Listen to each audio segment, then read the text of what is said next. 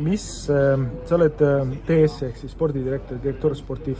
Me võiksime ka seda prantsuse keeles teha, minu prantsuse keel on nõrk, aga sina räägid hästi prantsuse keelt. Et on erineva tasemega või erineva nagu vastutusastmega spordidirektorid. Sellel Tour de France'il sa oled mitmes TS, mis on sinu ja mis on nende teiste spordidirektorite ülesannete vahe või ülesanded? Ja eks ta igas meeskonnas ole erinevate tähendustega ja erinevate ülesannetega, kuidas on kogu siis selle nõndanimetatud performance siis management'i peale ja grupi peale tööülesanded ära jaotatud. Ma olen 3. spordidirektor enda tiimis siin. Meil esimene spordidirektor on Sam Bewley, kes sisuliselt vastutab siis absoluutselt kõige eest, mis tiimiga toimub. Tema on number 1. Tema põhiülesanne on panna taktika strateegia paika ja tema ülesanne on ka siis, ütleme, olla sportlastega otse kontaktis kõigega seotult, mis on seotud siis selle sportliku poolega. Kui me räägime siin taktikast, strateegiast ja muudest olmeoludest. Teine spordidirektor tegeleb meil siin tuuri puhtalt logistikaga tegelikult, et tema ülesanne on tegeleda siis staffiga ehk muu personaliga, seda personali meil siin kuskil 40-50 vahel olevad siis momentidest.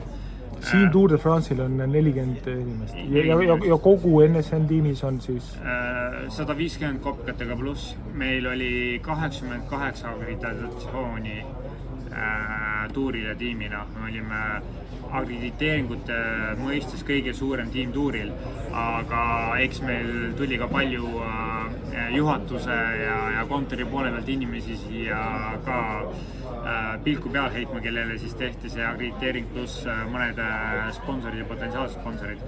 Aga tegelikult töötab personali 40-50 vahel. Kes tulid siia Inesta käest küsima jalgpallialaseid küsimusi, kuna jalgpalli MM toimub? No midagi tavalist jah. Aga mina olen siis 3. spordidirektor, mina vastutan või otseselt vastutan konkreetselt ainult pudelipunktide eest ja personali liikumiste eest rajal. Mina pean selle logistikaga tegelema ja ma olen siis esimesele spordidirektorile toeks, analüütiliseks toeks. Sa oled siis esimese spordidirektori parem käsi ja igal võistlusel on, sa võid olla ka võistlusel esimene, et iga võistlusel pannakse paika, kes on esimene, teine ja 3. Ja meil tiimis üldjuhul niimoodi töötabki, et esimene spordidirektor vastutab taktika strateegia eest, teine strateegia on logistik ja 3. on üldjuhul analüütilist tuge pakkumas. Meil on ka eraldi treenerite poole pealt veel eraldi analüütik ja meil ongi hästi oluline see, et meil oleks mõlemad pooled kaetud, kuna esimese spordidirektori on päris palju tegemist sportlaste endiga, siis me tahame vältida seda, et puhtalt teoreetikud ehk treenerid ja see, ütleme, data ei võtaks üle sellisel kujul, et me lähtuks ainult sellest.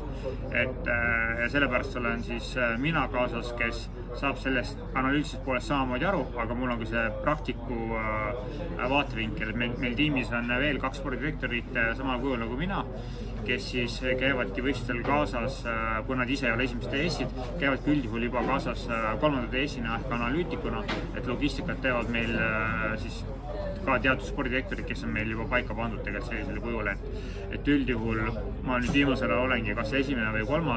vastavalt sellele, kuidas siis meil nüüd võistlused jaotatud on, et kui algusaastastel ma sain päris palju ka logistikat teha tiimis ehk olla teine spordidirektor, siis viimasel ajal on seda muga suhteliselt vähe juhtunud.